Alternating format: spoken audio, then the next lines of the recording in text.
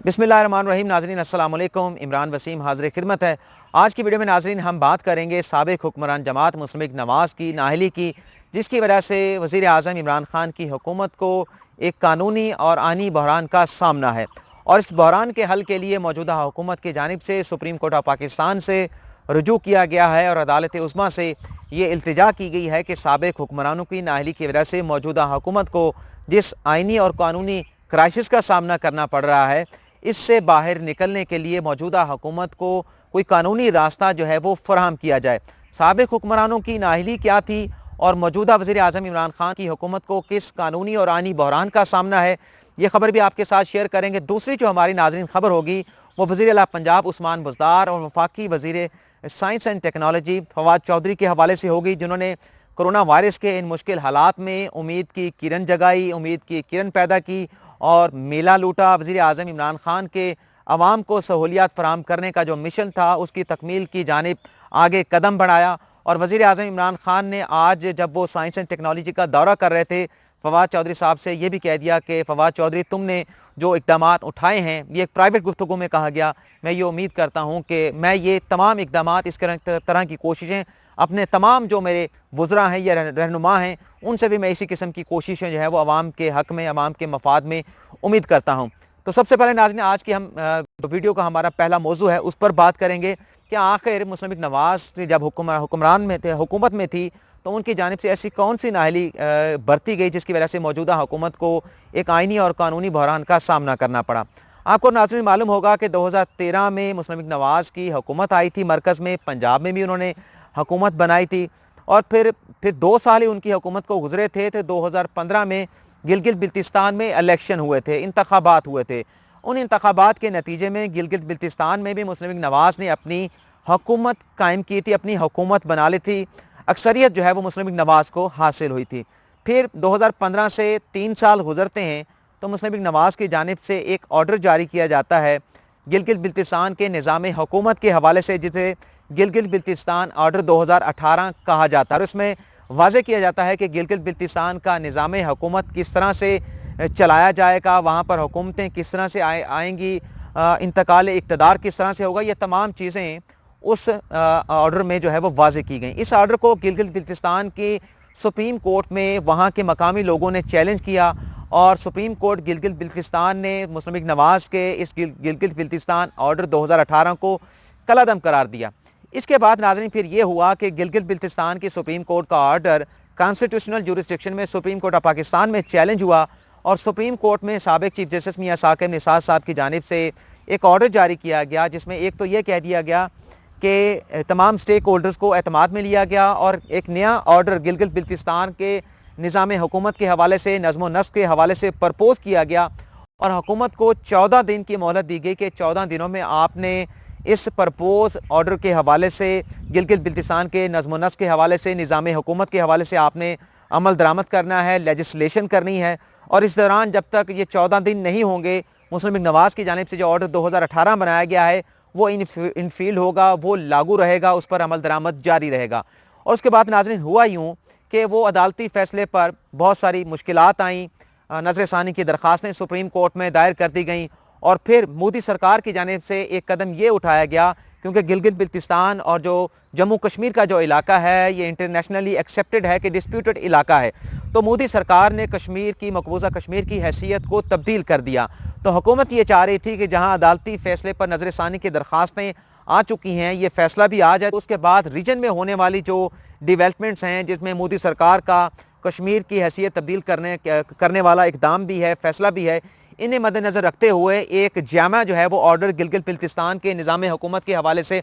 बनाया जाएगा। Supreme court में अभी ये मुकदमा ज़ेर इल्तवा है। तो अब हुकूमत की जानिब से ये दरख्वास्त सुप्रीम कोर्ट में दायर की गई है कि जो मुस्लिम लीग नवाज़ ने ऑर्डर बनाया गया था वो फील्ड में तो मौजूद है, 2018 का प्रेसिडेंशियल ऑर्डर गिलगित बिल्तिस्तान 2018 वो लागू भी है, इन्फोर्स भी है। लेकिन एक मसला ये पैदा हुआ है कि 24 जून 2020 में जो वहाँ पर इलेक्टेड हुकूमत थी मुस्लिम लीग नवाज़ की, वो अपना टेन्योर 5 साल का पूरा करने के लिए जा रही है। और जो ऑर्डर 2018 बनाया गया था, जो कानून 2018 में मुस्लिम लीग नून ने वाज़े किया था, वो ये चीज़ वाज़े नहीं करता कि जब वहाँ पर अपनी जो हुकूमत है वो 5 साल अपनी मुद्दत पूरी करेगी तो नए इंतखाबात किस तरह से करवाए जाएंगे, जो निगरान सेटअप है उसका क़याम किस तरह से अमल में लाया जाएगा, इलेक्शन प्रोसेस किस तरह से आगे बढ़ाया जाएगा, और जो निगरान वज़ीर आला होगा, निगरान जो कैबिनेट होगी उसका इंतखाब किस तरह से होगा, उसका तरीक़ाकार क्या होगा, मुशावरत किन लोगों के दरमियान होगी। तो उस ऑर्डर 2018 में ये चीज़ें केटर नहीं की गई, ये इनकारपोरेट नहीं की गई, ये शामिल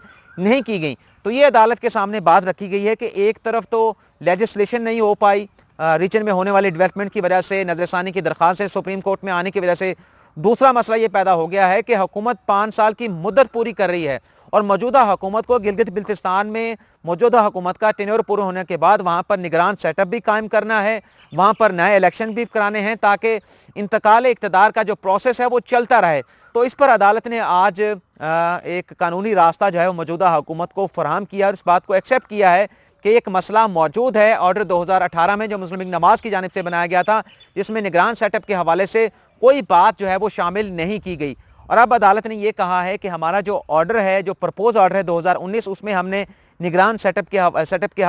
के हवाले से भी तमाम स्टेक होल्डर को एतमाद में लेकर चीज़ें शामिल की हैं। हम एक हल जो है वो इसमें बता देंगे अपने तफसीली ऑर्डर में, जो चंद दिनों में जारी कर दिया जाएगा। उस हल को लेकर जो हम वाज़े करेंगे, आप सदर मुमलिकत आरिफ अलवी से एक प्रेसिडेंशियल ऑर्डर जो है वो जारी करवाने के बाद आप गिलगित बिल्तिस्तान में नए इंतखाबात जो है वो करवा पाएंगे, वहाँ पर निगरान सेटअप का क़याम जो है वो अमल में ला पाएंगे। मतलब एक अब रास्ता हुकूमत की जानिब से फराहम कर दिया गया, जो एक आईनी कानूनी बहरान साबिक हुक्मरानों की वजह से पैदा हुआ। अब हम नाज़रीन आते हैं अपने दूसरे मौजू पर, वज़ीर आला पंजाब उस्मान बुज़दार और वफाकी वज़ीर science and technology Fawad Chaudhry के हवाले से। नाज़रीन आपको मालूम होगा कि फवाद चौधरी साहब को पहले वज़ीर इत्तलात व नशरियात बनाया गया था, वहाँ पर उन्होंने रिफॉर्म इंट्रोड्यूस कराई, फिर उसके बाद उन्हें साइंस एंड टेक्नोलॉजी का कलमदान सौंप दिया गया। जब उन्हें साइंस एंड टेक्नोलॉजी का कलमदान सौंपा गया तो बहुत ज़्यादा उनका मजाक बनाया गया, मेमीज़ बनाई गई, कुछ लतीफ़े उनसे मनसूब किए गए, जिससे खुद फवाद चौधरी साहब भी टीवी के पर आकर उन्हें बताया, जब इस किस्म के सवालात हुए तो उन्होंने बताया मैं भी उसको खूब जो है वो इंजॉय करता हूँ। अब हुआ यूँ कि कोरोना वायरस की वबा के दौरान जब पूरी दुनिया को मुश्किलात का सामना था और हर मुल्क ये कोशिश कर रहा था कि अपने लोगों को बचाने के लिए हमने तिबी जो मेडिकल इक्विपमेंट है वो ज़्यादा से ज़्यादा इंपोर्ट करें, अपने मुल्क में बनाया जाए, दूसरे ममालिक से बनाया जाए। ना सिर्फ तरक्की पजीर ममालिक बल्कि तरक्की याफ्ता ममालिक को भी इन मसाइल का सामना करना पड़ा। तो इन हालात में जो फवाद चौधरी साहब ने ये किया कि जो मेडिकल इक्विपमेंट हम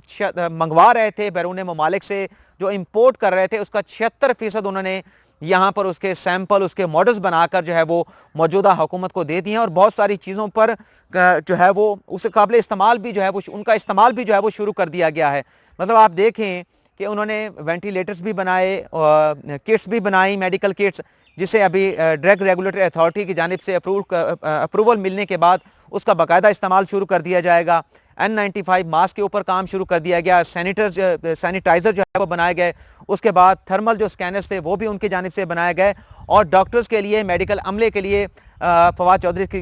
साहब की जानिब से, उनकी वजारत की जानिब से हिफाजती जो किट्स थी, जो सूट थे, वो भी बनाए गए। और आज वज़ीर आज़म इमरान खान ने ये जो तमाम चीज़ें इक़दामात उठाए हैं फवाद चौधरी की जानिब से और खामोशी के साथ उठाए गए, कोई इनकी उन्होंने तशहीर नहीं की। जबकि इस दौरान जब कोरोना की वबा पाकिस्तान में आई हुई थी, हमने ये देखा कि वफाकी हुकूमत में और सूबाई हुकूमत में ख़ास तौर पर सिंध और मरकज़ के दरमियान काफ़ी ज़्यादा जो है वो सियासी जुमलेबाजियाँ होती रहीं, एक दूसरे के ऊपर हमले होते रहे, तनकीद का निशाना बनाया जाता रहा था। लेकिन फवाद चौधरी ने खामोशी के साथ ये काम करते हुए 76% ऐसे तमाम मेडिकल इक्विपमेंट जो हम बाहर से इंपोर्ट कर रहे थे, उन्हें पाकिस्तान में मैन्युफैक्चर किया और उसके बनाकर हुकूमत के हवाले करने वाले हैं। और आज जब वज़ीर आज़म इमरान खान को वजारत साइंस एंड टेक्नोलॉजी बुलाया गया था, मदऊ किया गया था